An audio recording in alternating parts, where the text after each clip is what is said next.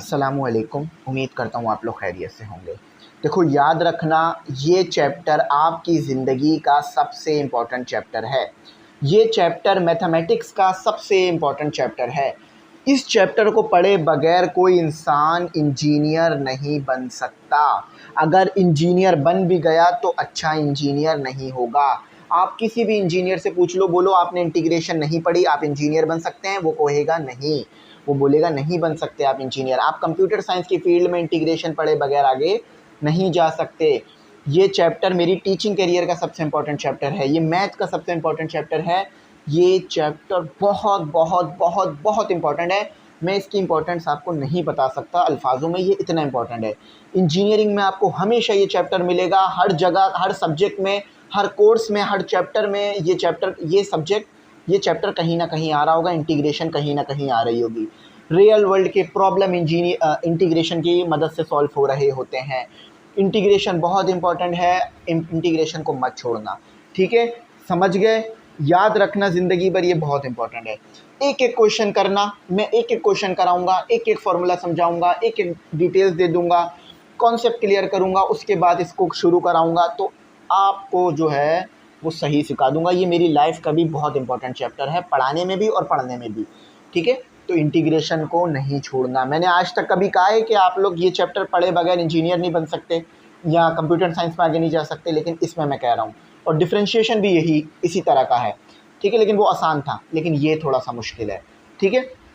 तो अगर आप ग्रुप में ऐड नहीं हुए हो, ग्रुप में भी ज़रूर ऐड होना। 3000 फ़ीस है, ठीक है, पूरे साल की, जिसमें आपको जो है वो सारा मटेरियल, गैस पेपर वगैरह, इंटीग्रेशन के भी गैस पेपर वगैरह सब मिल जाएंगे।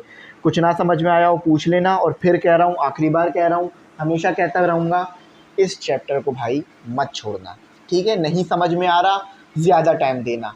नहीं समझ में आ रहा, ज़्यादा टाइम देना, मगर इस चैप्टर को मत छोड़ना बिल्कुल भी, वरना आपके साथ बहुत बड़ी नाइंसाफ़ी हो जाएगी अगर इस चैप्टर को मैं नहीं कराऊँगा या आप नहीं करोगे तो। चलो, अब पहले इंटीग्रेशन समझ लेते हैं क्या होती है, उसके बाद फिर इंटीग्रेशन के क्वेश्चन शुरू करते हैं। तो स्टूडेंट, एक्सरसाइज करने से पहले आपको ये समझना होगा कि इंटीग्रेशन रियल वर्ल्ड में कहाँ यूज़ होती है। क्योंकि आप लोगों का एक सवाल होता है कि सर आखिर ये कहाँ यूज़ हो रही है हमारी रियल लाइफ में, आखिर ये जो चीज़ आप पढ़ा रहे हैं कहाँ यूज़ हो रही है।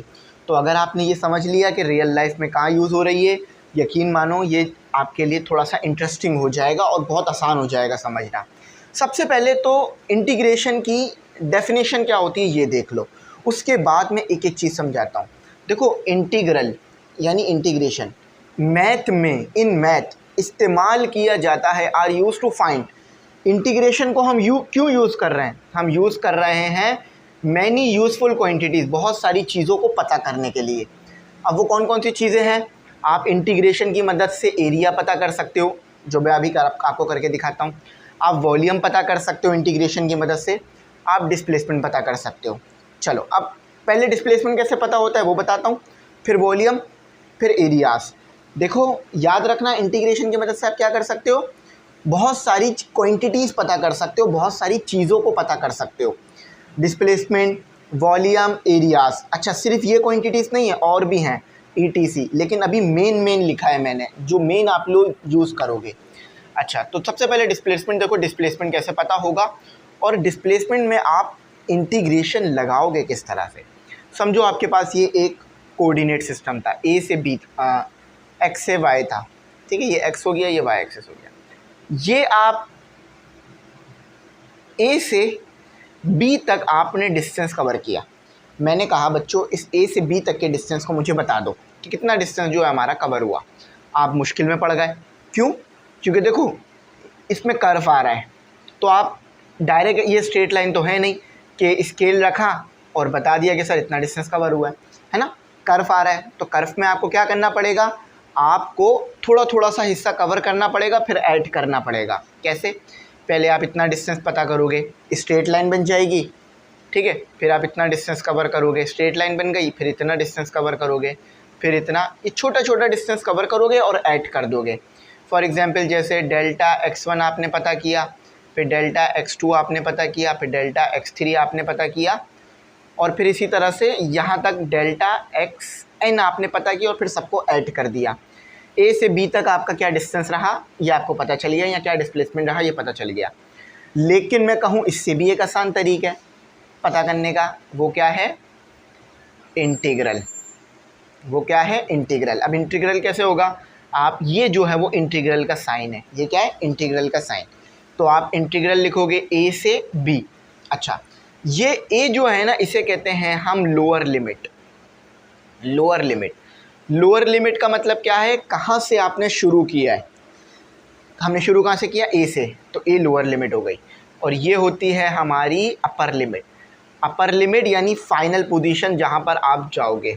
सही है, ये हो गया। अब x के रिस्पेक्ट से कर रहे हैं हम इंटीग्रेट, और dx ये डेरिवेटिव है, यानी इस तरह से आप लिखोगे इंटीग्रेशन। अब इसको सॉल्व करोगे तो ये आपको किसी चीज़ के बराबर देगा आंसर। सही है, समझ में आया? अब आपको ये छोटे छोटे पार्ट में तोड़ने की ज़रूरत नहीं है। अब फॉर एग्जांपल a की वैल्यू है 0, वैसे 0 तो नहीं बन रही इसलिए 1 ले लेते हैं। a की वैल्यू है 1, b की वैल्यू है 2, तो आपने क्या किया? यहाँ लिखा 1 और आपने यहाँ लिखा 2 और फिर x को इंटीग्रेट कर दिया। अब इंटीग्रेट मैं आपको आगे सिखाता हूँ कैसे करते हैं।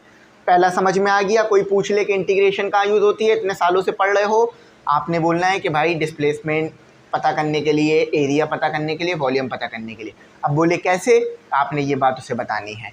ठीक है, अच्छा अब एरिया देखो, एरिया एरिया अब आपके पास ये एक इस तरह से कर कर एरिया है। ठीक है, देखो ये एरिया बन गया ना। अब मैं कहूँ स्टूडेंट्स ज़रा ये एरिया पता करके बता दो, आप नहीं कर पाओगे पता। क्यों? क्योंकि देखो ये कोई ना सर्कल है, ना कोई रेक्टेंगल है, ना कोई पैरेललोग्राम है, कोई रेगुलर शेप ही नहीं है। अब यहाँ अगेन आपको मदद करने के लिए आएगा इंटीग्रल या इंटीग्रेशन। ठीक है, आप क्या करोगे? सबसे पहले ये छोटा सा एरिया पता करोगे, उसके बाद इस तरह से छोटे छोटे से बॉक्स बनाते जाओगे, सारा एरिया पता करते जाओगे। फॉर एग्जांपल डेल्टा A1, ये सारे छोटे छोटे से बॉक्सेस आप पता करते जाओगे। अब ये तो बड़ा मुश्किल काम है ना, क्योंकि देखो आप रेगुलर शेप बनाओगे इर्रेगुलर शेप का एरिया पता करने के लिए, तो जितने भी छोटे छोटे बॉक्स बन रहे हैं वो सब बनाओगे और एरिया पता कर लोगे। मगर ये तो बड़ा मुश्किल काम है, पता नहीं कितने सारे छोटे छोटे बॉक्स बन जाओ, सबको सम करना पड़ेगा फिर। जैसे कि फॉर एग्जांपल आपको डेल्टा A1, फिर डेल्टा A2, फिर डेल्टा A3 और इसी तरह फिर डेल्टा AN तक आपको ऐड करना पड़ेगा, और कितना ज़्यादा टाइम चला जाएगा। तो इससे अच्छा हम कर देते हैं इंटीग्रल। ठीक है, A lower limit, B upper limit. ठीक है, A और D A के रिस्पेक्ट से। ठीक है, ये रिस्पेक्ट क्या होती हैं ये मैं आपको बता दूंगा। अच्छा, एरिया इंटीग्रल है, सरफेस को इंटीग्रेट कर रहे हो तो अक्सर इस तरह बना हुआ भी मिलेगा। ठीक है, या इस तरह बना हुआ मिलेगा। अगर सरफेस को इंटीग्रेट कर रहे हो तो इस तरह आपको बना हुआ मिलेगा। लिमिट होगी, A होगा, dx dy होगा। सही है, इक्वल होगा, किसी चीज़ के बराबर आएगा। समझ में आ गया सरफेस क्या हो गया? चलो अब इधर आ जाओ, वॉल्यूम पे आ जाओ। इसको अपने पास लिख लेना अच्छी तरीके से और थोड़ा और भी रिसर्च करना। अब आपके पास मौजूद है एक स्फीयर बना ले, नहीं बल्कि एक क्यूब बना लेते हैं ताकि आपको और अच्छी तरह अंडरस्टैंडिंग डेवलप हो जाए। क्यूब की भी आप लेंथ, एरिया वगैरह सब पता कर सकते हो। आपके पास एक क्यूब मैंने बना दिया। ठीक है, मैंने एक प्यारा सा अच्छा सा क्यूब बना दिया। ठीक है, चलो अब मैंने कहा भाइयों और बहनों इसका क्या वॉल्यूम है मुझे ज़रा बताओ। अब बेसिकली आपके पास फार्मूले तो मौजूद है, लेकिन फार्मूला समझ लो नहीं पता, कैसे पता चलाएगा एरिया। बेसिकली आपके पास क्यूब का फार्मूला है, मैं मानता हूँ, लेकिन आपको फार्मूला पता ही नहीं है। जिस साइंटिस्ट ने फार्मूला ड्राइव करके दिया है आपको वॉल्यूम ऑफ द क्यूब का, उसको पता ही नहीं है कि वॉल्यूम ऑफ क्यूब क्या होता है, तो कैसे पता करोगे? आप तो फंस जाओगे। तो फिर आपको क्या करना पड़ेगा? छोटे छोटे से वॉल्यूम बनाने पड़ेंगे, है ना, उन सब को आपस में ऐड करना पड़ेगा। इसमें तो बड़ा टाइम निकल जाएगा। Delta V1 plus delta V2 plus delta V3, इसमें तो बड़ा टाइम निकल जाएगा, और plus dot dot dot plus delta Vn। इससे अच्छा ये नहीं है भाइयों। ओके, हम क्या कर लें? हम कर लें इंटीग्रल। इससे हम अच्छा इंटीग्रल कर लें। अच्छा देखो, सरफेस इंटीग्रल था तो मैंने ये बना दिया या ये बना दिया S। वॉल्यूम है तो आपको V बनाना पड़ेगा, ये सबस्क्रिप्ट में छोटा सा। इसमें भी लिमिट होगी, A से B कहाँ तक वॉल्यूम पता करना है, इसमें भी लिमिट होगी। V और dV, इसको अगर खोल के लिखोगे, वॉल्यूम 3 डायमेंशनल होता है ना। देखो ये आपका अगर x एक्सिस आ गया, ये आपका वाई एक्सिस आ गया, ये आपका जेड एक्सिस आ गया। तो 3 डायमेंशनल है ना, इसको अगर खोल के लिखना चाहो तो ऐसे भी लिख सकते हो, v a x a y a z, फिर कोई आंसर देगा। ठीक है, तो इस चीज़ को अगर आपने याद रख लिया, जो कहानी मैंने अभी बोर्ड पे लिखी है, अगर ये कहानी आप बच्चों को समझ आ गई तो इंटीग्रल आपके लिए ये हो जाएगा। ठीक है, क्योंकि पता चल जाएगा ना इंटीग्रल यूज़ क्यों होता है। अब इंटीग्रल कैसे यूज़, कहाँ कहाँ यूज़ हो रहा है ये आपने देख लिया। इंटीग्रेशन में टिग्नोमेट्री भी आएगी, आपको पता है टिग्नोमेट्री भी एरिया यूज़ करने के लिए हम पता कर रहे होते हैं। ठीक है, और जैसे पाइथागोरस थ्योरम वगैरह सब होते हैं आपके पास, तो वो सब भी प्रूफ हो रहा होता है इंटीग्रेशन से ना।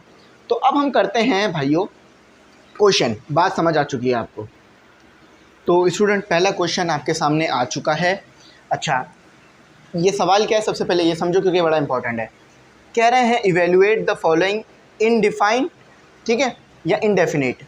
अब ये इनडेफिनेट का मतलब क्या है, मतलब आपको लिमिट नहीं पता, आपको ये नहीं पता कि ए क्या है, आपको ये नहीं पता बी क्या है, यानी कहाँ से बात शुरू हो रही है कहाँ तक जा रही है, आपको ये नहीं पता।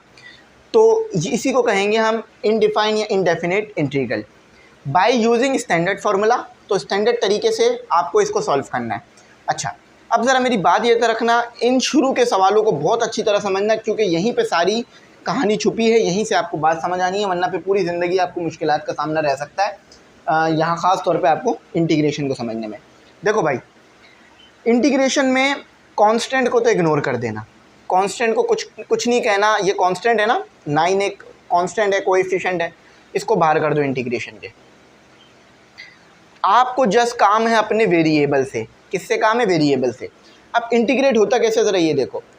अब जब इंटीग्रेट आप करोगे ना, अब आपको यहाँ लिखने की ज़रूरत नहीं है integrate with respect to x, हमें पता है कि एक्स के रिस्पेक्ट से हो रहा है, वो यहाँ पर बना हुआ है, डेरिवेटिव में बना हुआ नहीं होता था, इसीलिए लिखते थे। देखो फॉर एग्जांपल एक्स की पावर 5, आप किसके रिस्पेक्ट से डेरिवेट कर रहे हो, नहीं पता, तो इसलिए आप लिखते थे डिफरेंशिएट, ठीक है, differentiate with respect to x. ठीक है, वहाँ पे लिखना ज़रूरी था, क्योंकि पता नहीं होता था आप किसके रिस्पेक्ट से कर रहे हो।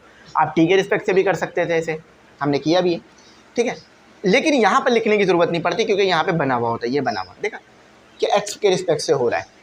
अब होगा क्या, ज़रा ये देखो, जब आप इंटीग्रेट करोगे ना, ये वाला साइन तो ख़त्म हो जाएगा, क्योंकि इंटीग्रेट हो चुका है। जब जो चीज़ इस्तेमाल हो चुकी है वो तो ख़त्म हो गई है ना। होता क्या है कि जो आपके पास वेरिएबल होता है उसकी जो पावर है उसमें एक ऐड हो जाता है, और डिनोमिनेटर में ये पावर आ जाती है, ये आपका इंटीग्रेट हो गया। फिर आप इसको ऐसे लिख दो, x की पावर 6, ये आपका ऐसे आ गया। अच्छा, अब एक बहुत इंपॉर्टेंट चीज़ मैंने बात आपको बताई नहीं, डिफरेंशिएशन का क्योंकि उस वक्त आया नहीं था तो इसलिए मैंने बताया नहीं। डिफरेंशिएशन का उल्टा जो है वो इंटीग्रेट होता है, ठीक है, रिवर्स क्या होता है, इंटीग्रेट होता है या इंटीग्रेशन होती है। अब ज़रा मैं बताता हूँ कैसे, इंटीग्रेशन, ठीक है, डिफरेंशिएशन की रिवर्स जो है वो आपके पास इंटीग्रेशन होती है। अब फॉर एग्जांपल ये मेरे पास आंसर आ गया ना, इसको मैं यहाँ लिख लेता हूँ। अभी इससे आपको बात समझ आ जाएगी। 9 6 x की पावर 6 और 6। अब मैं बोलूँ इसका डेरिवेटिव लो, तो अब इसका डेरिवेटिव लोगे x के रिस्पेक्ट से तो क्या आ जाएगा आपके पास, 6 आगे आ जाएगा, 6 में से 1 कम हो जाएगा और 6 डिनोमिनेटर में हो जाएगा, तो 6 से 6 कैंसिल, तो 9x की पावर 5। अब अगर मैं इसका इंटीग्रेशन कर दूं तो ये चीज़ दोबारा आ जाएगी जैसे मेरी अभी आई। तो डिफरेंशिएशन का उलट इंटीग्रेशन निकलता है, सही है, डिफरेंशिएशन का उलट इंटीग्रेशन, ये बहुत बार वर्ड यूज़ करते हैं टीचर, तो इस चीज़ को याद करना, डिफरेंशिएशन का उलट इंटीग्रेशन। देखो मैंने इसको इंटीग्रेट किया था, इसको डिफरेंशिएट किया तो मेरे पास ये चीज़ आ गई, दोबारा मैं इसको इंटीग्रेट कर रहा हूँ तो मेरे पास ये चीज़ आ जाएगी, सही। चलो ये बात भी याद रखना।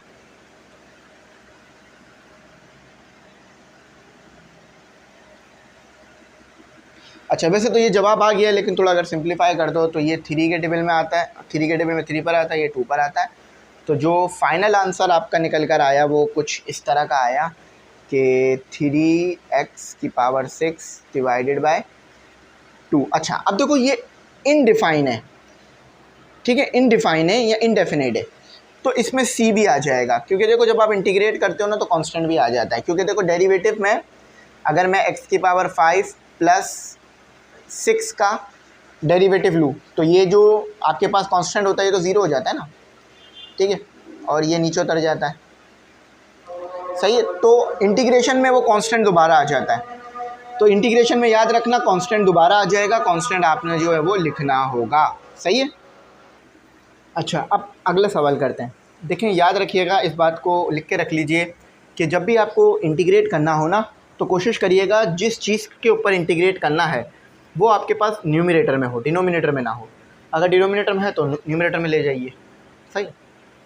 पॉइंट लिखते रहिएगा, साथ साथ करते रहिएगा और पॉइंट लिखते रहिएगा, फिर देखिएगा आपकी इंटीग्रेशन चीता हो जानी है। मैं एक एक पॉइंट बताता रहूँगा क्योंकि मुझे इसमें आपको जो है ना चीता करना है, ठीक है। तो अब देखो कांस्टेंट को बाहर कर दो, कांस्टेंट आपको मसला कर देगा तो फ़ौरन उसे बाहर करो। 15 कांस्टेंट है ना, तो x की पावर -3 हो जाना है। अब कोई मसले वाली बात नहीं है, ये माइनस में है, जो आपको टेक्निक बताइए उसी को लगा लो। तो 15 आ गया, अब इंटीग्रेशन हो गई तो ये साइन ख़त्म हो गया, सही है। तो ये x की पावर -3 + 1 डिवाइडेड बाय -3 + 1, और यहाँ प्लस सी भी आ जाएगा क्योंकि आप इनडिफाइन इंटीग्रेट कर रहे हो, इनडेफिनेट कर रहे हो, ठीक है, इनडिफाइंड है। तो ये 15 हो गया, ये x की पावर -2 हो गया, ये -2 हो गया, सही है। ये -2 उसके साथ ले लो और प्लस सी, तो -15 डिवाइडेड बाय 2, और बेहतर ये होगा कि x की पावर को नीचे उतार लिया जाए, मतलब x को नीचे ले आया जाए ताकि वो x हमारा जो नेगेटिव हो गया था वो दोबारा पॉजिटिव हो जाए, ठीक है। तो ये x दोबारा नीचे आ गया तो स्क्वायर हो जाएगा प्लस, ये आपका आंसर है, ठीक है। कुछ ज़्यादा मुश्किल काम मैंने नहीं किया, आई होप आपको आसानी से ही समझ में आ गया होगा। चलो अब एक और कराता हूँ, वो थोड़ा सा आपको और अच्छा कॉन्सेप्ट क्लियर कराएगा। जैसे जैसे मैं ज़्यादा से ज़्यादा कराता रहूँगा आपको कॉन्सेप्ट क्लियर होते रहेंगे। और इंटीग्रेशन को ये नहीं समझना कि खुद ही आ जाती है, बल्कि खुद तो कुछ भी नहीं आता, लेकिन ये तो कभी कम से कम खुद आएगी भी नहीं कभी भी, मतलब एक सवाल करके सारे नहीं होंगे, अच्छी खासी प्रैक्टिस की ज़रूरत रहेगी, सही। तो सोल्यूशन करते हैं। देखो मैंने कहा था ना ये नंबर्स कांस्टेंट होते हैं, ये a और b ये भी हम कांस्टेंट ट्रीट कर रहे होते हैं, पीछे भी आपने डिफरेंशिएशन में बहुत करा इसे। तो ये a और b कांस्टेंट है, इन्हें बाहर करने की कोशिश करो। a तो एज इट इज़ बाहर हो जाएगा, लेकिन b पे देखो स्क्वायर रूट है, तो ऐसे कर लो b और ऐसे कर लो x, ठीक है, dx। अब b को भी बाहर कर दो, ठीक है। अब जो है ना 1/, अब पावर में स्क्वायर रूट ना छोड़ो, इस तरह से ना छोड़ो, बल्कि इसको खोल के लिखो ताकि आप आगे जब इंटीग्रेट करो तो आपको पता हो कि क्या होना है। अब इसको ऊपर ले जाओ, x की पावर -1/2 dx। अच्छा, अब इसे इंटीग्रेट कर दो, तो जब इंटीग्रेट करोगे तो कांस्टेंट पे तो कोई फ़र्क नहीं पड़ना, उन्होंने तो एज इट इज़ रहना। अब देखो ये क्या हो जाएगा, x -1/2 + 1, यही चीज़ डिनोमिनेटर में भी हो जाएगी, और प्लस सी क्यों आ जाएगा, क्योंकि इनडिफाइन है ये, ठीक है। देखो a√b x। अच्छा, अब जस्ट आपने क्या करना है, आपने इसे ऐड कर देना है, ठीक है। 1/2 -1/2 + 1, ठीक है। तो आपके पास 1/2 ही आएगा, 1/2। अब इसको डिनोमिनेटर में लेने की ज़रूरत नहीं पड़ेगी। अच्छा, यहाँ भी 1/2, क्योंकि देखो ये 2 के साथ हो जाएगा, -1 + 2 तो 1 हो जाना है, तो 1/2 और प्लस सी, सही। अच्छा, याद रखना ये अगर कंफ्यूज हो रहे हो ना तो ये 15 ना सी के साथ इस तरह मल्टीप्लाई नहीं हो रहा, अगर आपको टेंशन हो रही है ना ऐसे कर लो, ठीक है। अगर शायद बच्चे समझ रहे होंगे वो सी के साथ मल्टीप्लाई हो रहा है इसलिए, ठीक है, ये इसके साथ, सही। अब मैंने थोड़ा आसान कर दिया, वरना आप शायद कंफ्यूज हो रहे होगे कि 15 सी से मल्टीप्लाई हो रहा है, क्योंकि मल्टीप्लाई नहीं हो रहा होता, सी से तो नहीं हो रहा होता, इससे हो रहा होता है, क्योंकि हमने इसी से निकाला है ना चीज़ को बाहर। अच्छा, अब देखो थोड़ा सा सिंप्लीफाई कर दो, वैसे तो यहाँ तक भी अगर छोड़ दोगे तो कोई मसले वाली बात नहीं है, ठीक है। सिंप्लीफाई कर देते हैं। अच्छा, 1/2 को अगर मैं रेसिप्रोकल करूँगा तो 2 ऊपर आ जाएगा ना, देखो ऐसे हो जाएगा ना, ये √x हो गया ना, सही। अच्छा, यहाँ 1 बच गया, ये मल्टीप्लाई, ये ऊपर आ गया 1/2, रेसिप्रोकल हो गए 2 ऊपर आ जाएगा और प्लस सी, सही। अच्छा देखो ये भी स्क्वायर रूट है, ये भी स्क्वायर रूट है, तो स्क्वायर रूट कॉमन ले लो, 2 को आगे लिख लो, a को ऐसे लिख दो, स्क्वायर रूट को कॉमन ले लो, एक्स अपॉन बी और प्लस सी, ये आपका फाइनल आंसर है। कुछ नहीं किया, जस्ट अरेंजमेंट देखो मेरी क्या है, इस पर भी स्क्वायर रूट था, इस पर भी स्क्वायर रूट था, स्क्वायर रूट दोनों पे कॉमन आ गया, whole square root x upon b, a as it is आ गया, 2 आगे आ गया, सी जैसे था वैसे हो गया। बुक में भी आपको ऐसे ही दिया हुआ है, 2a square root x upon b plus c. I hope समझ में आ गई ये बात। चलो अब ये तो आसान थे, इसके बाद वाले भी कोई इतना ज़्यादा मुश्किल नहीं है, इसके बाद वाले भी आसान ही है।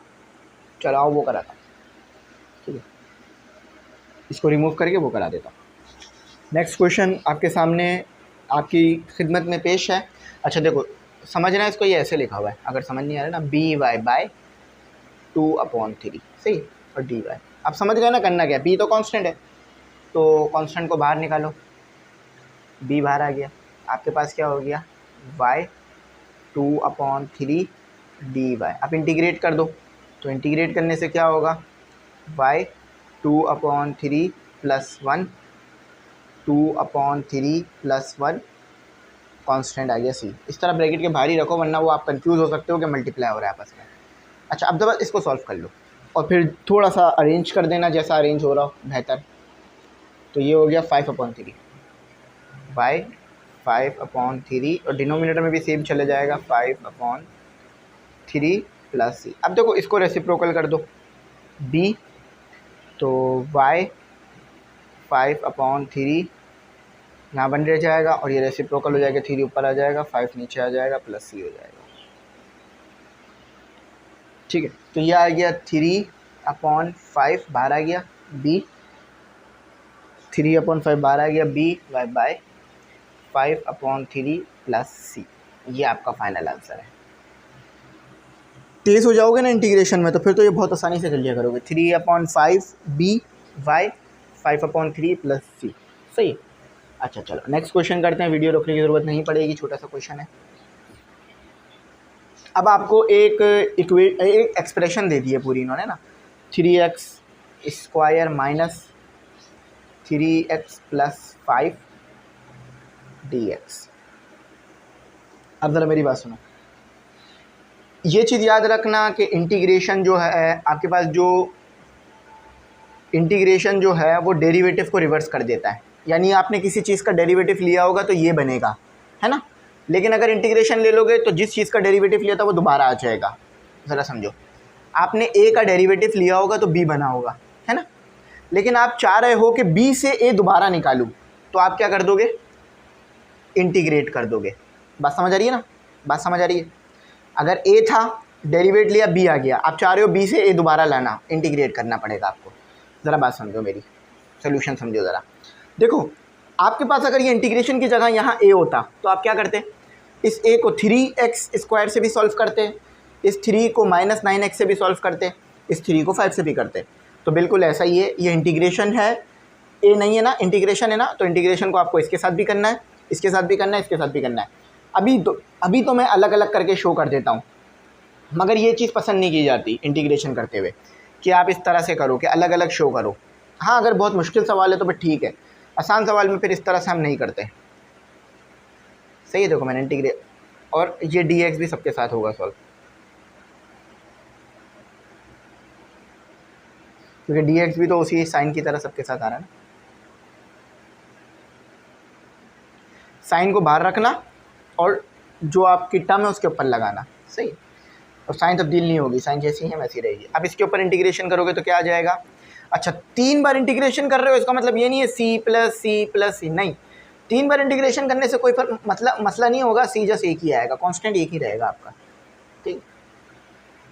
तो ये क्या हो गया, 3 और 2 + 1 डिवाइडेड बाई 2 + 1, सही, 9x का स्क्वायर और 1 + 1 प्लस 5। अब यहाँ पर अगर x नहीं है तो इसका मतलब क्या हो सकता है कि x की पावर 0 होगी, है ना।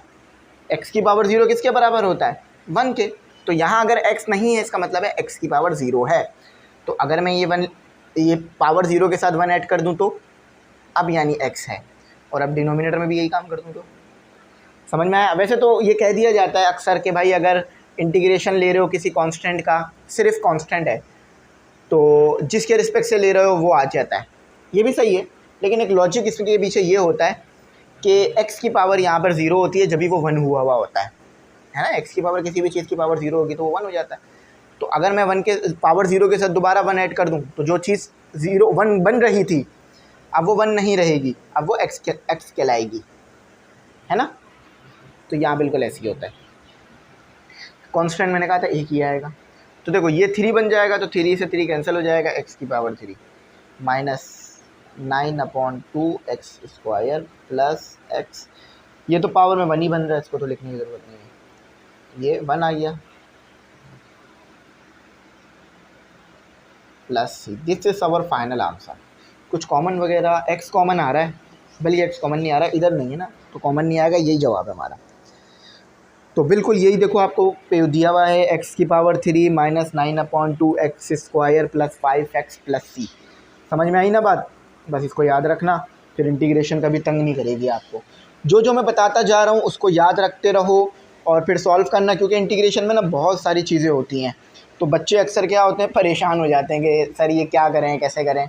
तो एक बार अगर आपने कभी वो सवाल सॉल्व किया होगा ना क्लास में या ख़ुद से, तो परेशान होने वाली तो ज़िंदगी में कोई बात होगी नहीं। और मेरा खुद भी ये एम है कि मैं इस कोर्स को, मतलब इस इंटीग्रेशन को ऐसे करा दूं कि ये जो है ना बच्चों के लिए एक वो हो जाए, सेफ़ हो जाए। जिस बच्चों को भी इंटीग्रेशन देखनी हो वो इस कोर्स को देख ले, इस प्लेलिस्ट को देख ले, उसकी इंटीग्रेशन फास्ट हो जाए, क्योंकि बिल्कुल बेसिक इंटीग्रेशन है इसमें। अच्छा अब देखो ज़रा, ये आपके पास दिया हुआ है, माइनस से घबराना नहीं है, हम घबराते हैं नहीं माइनस से, आपको पता है घबराना नहीं है। तो देखो 2x की पावर -5 प्लस 1, सेम काम, -5 प्लस 1, 3x की पावर -2 प्लस 1, -2 प्लस 1। अब मैंने डायरेक्ट करा, वैसे वो अलग अलग अप्लाई नहीं किया, क्योंकि आप समझ चुके हो क्या हो क्या रहा है बेसिकली। बेसिक मकसद आपको डायरेक्ट सिखाना है, वो जो छोटे छोटे स्टेप बताए जाते हैं वो तो सिर्फ सॉल्व करते वक्त बताए जाते हैं। 2 और ये माइनस आ गया, ये 6 हो गया, x की पावर माइनस नहीं 6 नहीं हो गया बल्कि 4 हो गया, -4 हो गया। तो इसका जो माइनस है वो यहाँ लिख दिया मैंने, ठीक है। ये 4 हो गया, 3 और ये -1 हो गया, और ये -1 हो गया, ये +3 हो गया। सही है, यहाँ तक कोई परेशानी, कोई घबराने वाली बात ऐसी कुछ करता नहीं हूँ मैं गलत बात, ठीक है। देखो माइनस दोनों जगह है, तो ये वाला माइनस इस प्लस को माइनस कर देगा, सही। तो 2/4 को सॉल्व कर लो, ये 2 पर आता है, ये 1 पर आता है, तो 1/2 माइनस। अच्छा मैंने कहा था ना, अगर x की पावर माइनस में है तो नीचे लाके पॉजिटिव कर लेना, क्योंकि अक्सर ना सॉल्व करते हुए क्या होता है कि अगर माइनस पे पावर लिखी हुई है वो माइनस इग्नोर हो जाता है, तो इसलिए बेहतर ये होता है कि डिनोमिनेटर में करके लिख दिया जाए। x की पावर 1 है तो 1 ही रहेगा, ये आपका फाइनल आंसर है। अब बुक में भी ऐसे ही दिया भाई क्या, -2 x की पावर 4 बिल्कुल सही है, -3 x की पावर 1 प्लस c, बिल्कुल ठीक बात हो गई। ये तो बड़ी ज़बरदस्त बात हो गई, वैसे समझ में आया। देखो 2-3 स्टेप्स में आंसर निकला, लेकिन मैं फिर तो स्टूडेंट अब आपके पास आपका जो है ना क्वेश्चन नंबर 1 का पार्ट 7 मौजूद है। अब इसको समझना। अब देखो आपने इंटीग्रेट ऐसे नहीं करना कि न्यूमरेटर पे अलग डिनोमिनेटर पे अलग। देखो जो आपके दिमाग में आ रहा होगा ये पॉसिबल नहीं है कि x की power 5 plus 3x³ minus 5x plus 6 और dx और डिनोमिनेटर पे अलग लगा देता है, ठीक है। ये पॉसिबल नहीं है, ये गलत है, ऐसा नहीं कर सकते आप, क्योंकि अगर ऐसा करोगे तो शायद आप आसानी से सॉल्व भी कर लो जो आपके दिमाग में आ रही होगी, मगर ऐसा नहीं हो सकता, ये पॉसिबल नहीं है, ठीक है। ये अगर सोच रहे थे तो ये गलत चीज़ है। आपने क्या करना है, आपने इस पूरे को होल ट्रीट करना है, मतलब ये पूरी एक ही चीज़ है, अलग अलग नहीं है, ये पूरी एक ही चीज़ है। समझ रहे हो बात, समझे बात। तो अब आपने क्या करना है, आपने इंटीग्रेट को, मतलब ये जो एलसीएम लिया हुआ है इसको ब्रेक करो। देखो ऐसे एलसीएम को ब्रेक करो, x की पावर 5 x की पावर 4 प्लस 3x की पावर 3 x की पावर 4 माइनस 5 x की पावर 4 प्लस 6 x की पावर 4 और dx। सही समझ गए। वैसे तो मैं डायरेक्ट भी कर सकता हूँ, लेकिन मैं डायरेक्ट नहीं करूँगा ताकि आपको प्रॉब्लम ना हो। आप इंटीग्रेशन में अलग अलग ले रहा हूँ सब पे, ताकि आपको आसानी हो जाए। अच्छा देखो, इंटीग्रेशन अलग अलग लेने से पहले जो x कैंसिल हो रहा है उसे कैंसिल भी कर देते हैं। ये 5 है, ये 4 है, तो क्या बच गया x की पावर 1 प्लस, अच्छा dx भी आएगा, dx की रिस्पेक्ट से हो रहा है।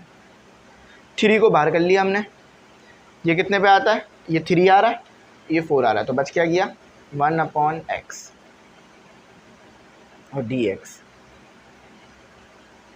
थोड़ा सा साफ कर देते हैं इसको, dx प्लस, प्लस नहीं है माइनस, -5 बाहर आ गया, इंटीग्रेशन सिर्फ इस पे लगेगा, ये 1 पर आ रहा है, ये 3 पर आ रहा है, तो 1 और x की पावर 3, सही, x से x cancel.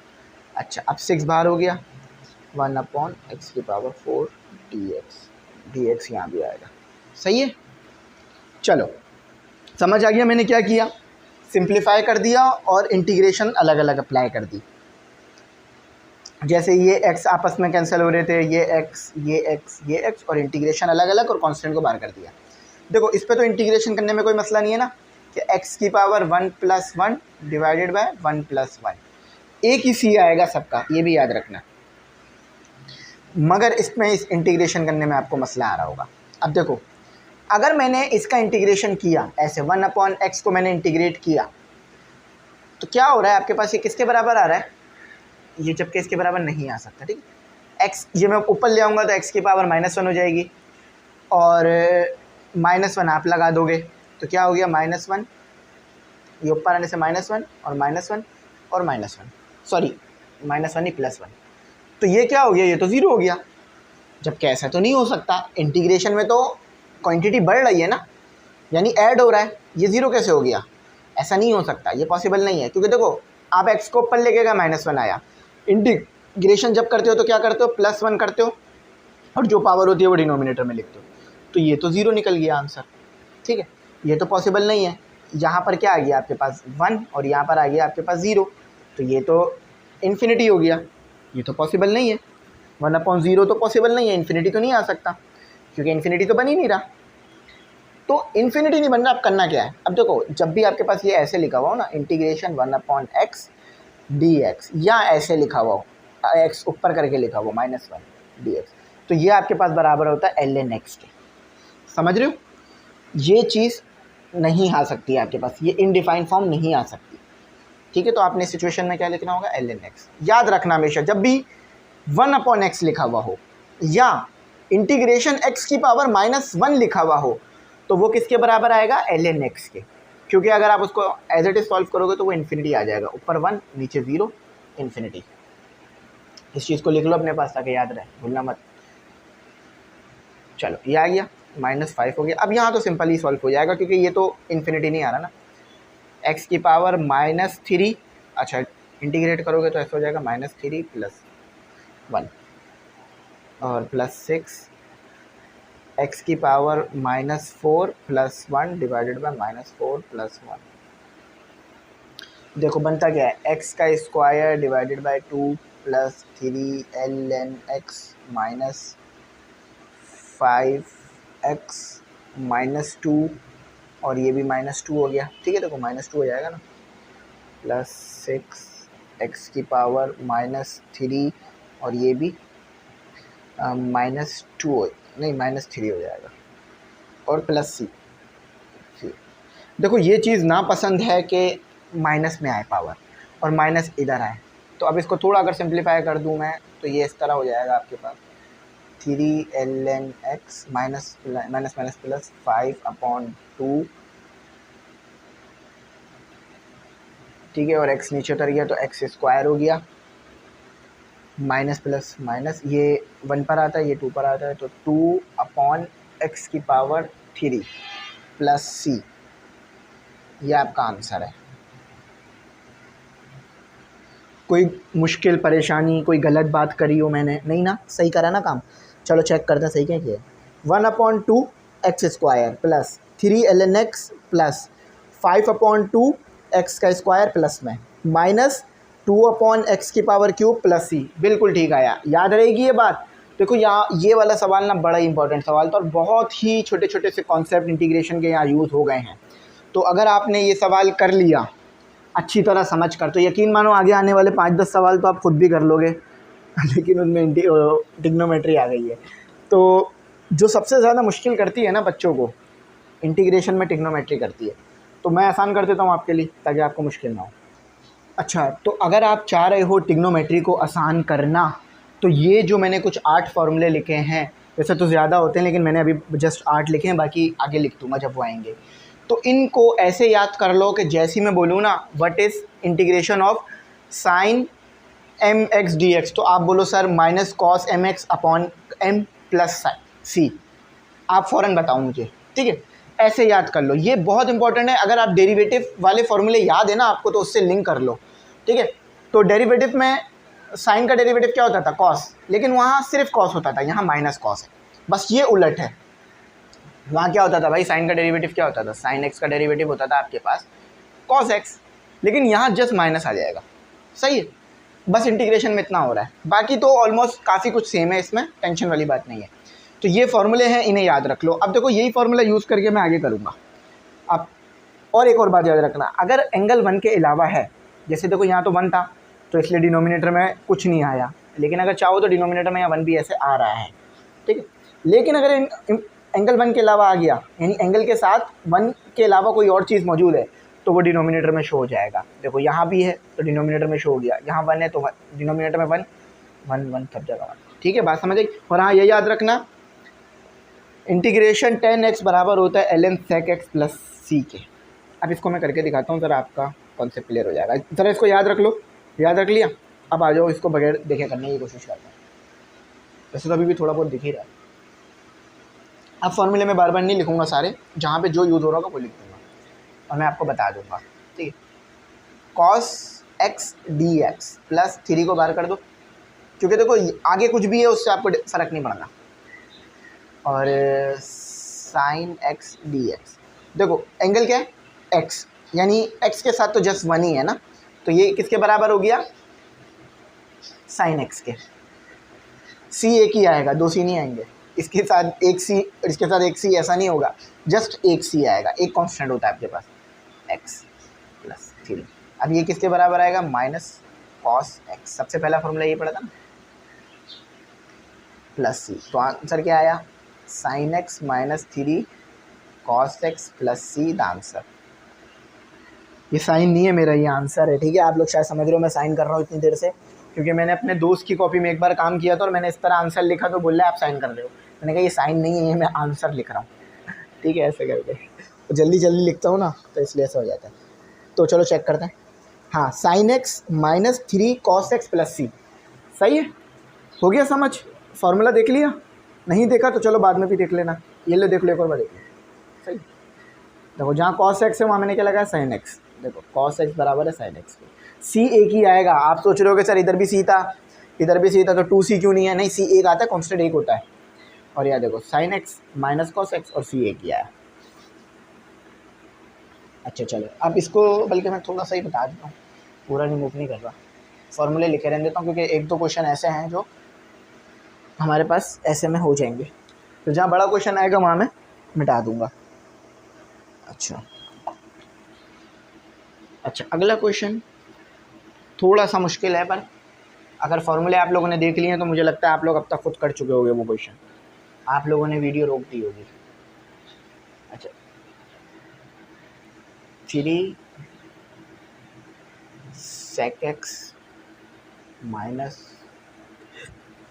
Cos sec x d x, clarity है बात में। अच्छा, अब बस फॉर्मूले वाली खेल है, कांस्टेंट से नहीं डरना, कांस्टेंट से जो डर गया समझ लो घर गया। 3 को बाहर कर दो, देखो ये ब्रैकेट का मतलब क्या है, दोनों पे इंटीग्रेट होना है, तो ये मैंने इंटीग्रेट अलग अलग लगा दिया,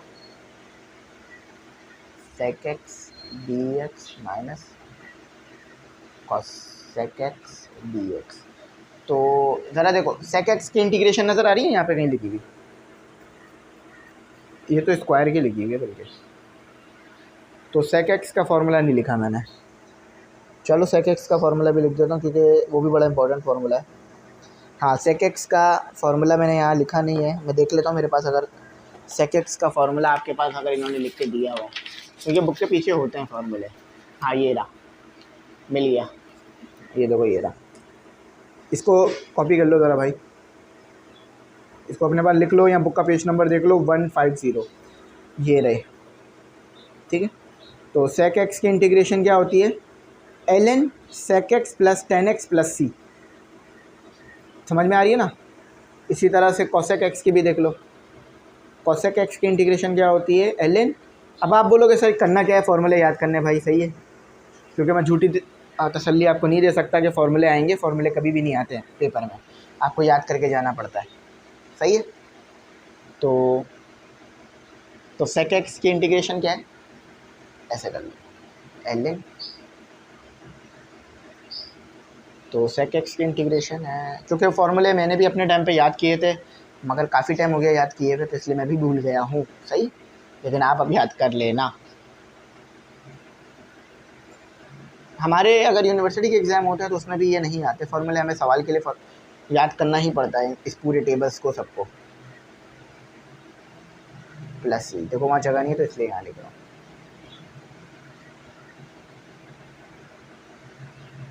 अच्छा, ये कोसेक है, ठीक है, cosec x minus cot x plus c. अच्छा देखते हैं, यहीं तक छोड़ा ही है इन्होंने, मज़ीद आगे इसको सॉल्व करने की कोशिश की है। नहीं, इसको इन्होंने मज़ीद आगे सॉल्व किया है। हाँ तो कोई मसला नहीं है, मैं मज़ीद आगे कैसे सॉल्व होता है मैं आपको बता देता हूँ। देखो ln को कॉमन निकाल लो, ln को जब कॉमन निकालते हो तो आपको पता है ln की एक ख़ासियत होती है, वो क्या करता है, वो ln जो है वो आपके पास, सबसे पहले एक और चीज़ समझो, पावर, देखो ln की प्रॉपर्टी समझो, अगर पावर है तो ln क्या करता है, पावर को आगे ले आता है, तो पावर वापस भी तो जा सकती है। अगर ये फॉर्म है तो इंटीग्रेशन में आप ये भी लिख सकते हो। सही है, तो अब क्या होगा, ये 3 ऊपर चला गया दोबारा, ln एज इट इज रहा, sec x plus tan x. Paper में भी यही करिएगा भाई। सही, चला नहीं है, थोड़ा सा मैं रिमूव कर दूँ। चलो, फॉर्मूले याद रखना, भूलना मत। अभी मैंने शार्ट मतलब टेबल, वो चार्ट भी दिखा दिया या टेबल भी दिखा दिया फॉर्मूलों का।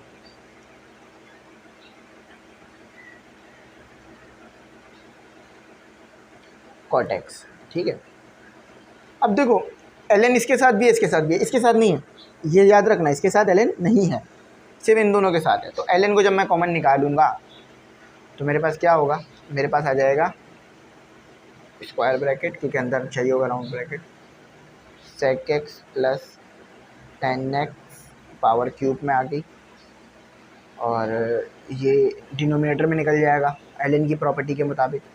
जब आप ln कॉमन लेते हो तो इस तरह से प्रॉपर्टी लगती है, प्लस, ये आंसर है। ठीक है, समझ में आई बात।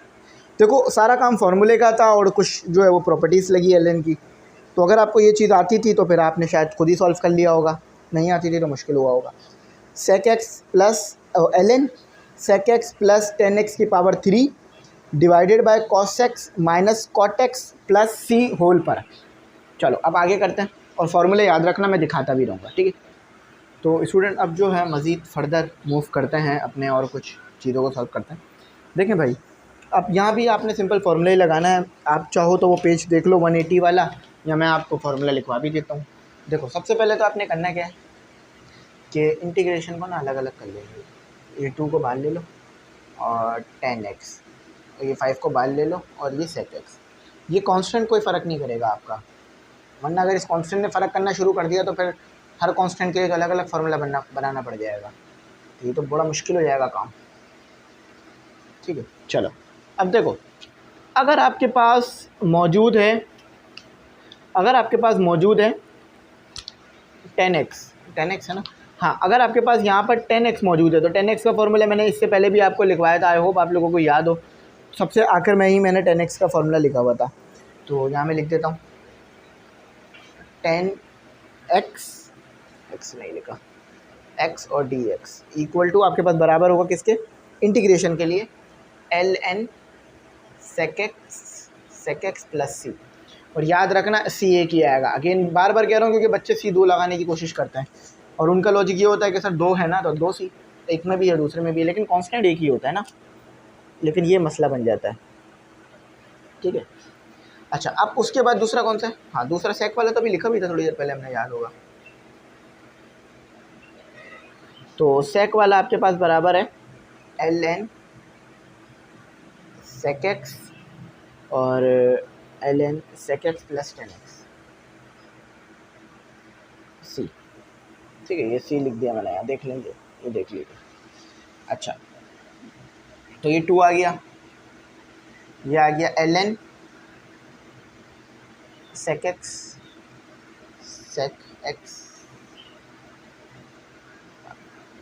कांस्टेंट आखिर में लगाएंगे।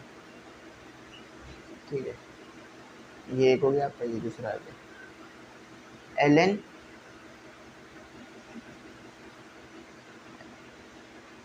इसको ऐसे भी रख सकते हैं, लेकिन इस ब्रैकेट ये वाला लगेगा।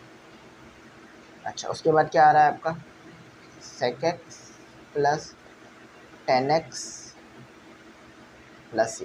सही है। अच्छा, अब देखो इधर 5 भी था, आपको पता है ये क्या करता है, आपका 5 को ऊपर ले जाता है। अच्छा, ब्रैकेट, हाँ सही है ब्रैकेट, ठीक है, मसला नहीं। इधर ब्रैकेट ना ही लगाओ तो ठीक है, हमें कन्फ्यूजन हो रही है। ब्रैकेट इधर आ गया, तो ये ln तो ऐसे ही रहा, सेक स्क्वायर एक्स हो गया माइनस ln हो गया, यहाँ भी पावर ऊपर चली जाएगी। अच्छा देखो, ln अगर कॉमन निकल जाएगा तो क्या होगा, इस तरह हो जाएगा। और ये दोनों आपस में हो रहे हैं माइनस, तो माइनस होने की वजह से क्या होगा, डिवाइड में चला जाएगा। मल्टीप्लाई हो रहा होता तो प्रोडक्ट हो जाता है, तो ln बाहर निकल गया।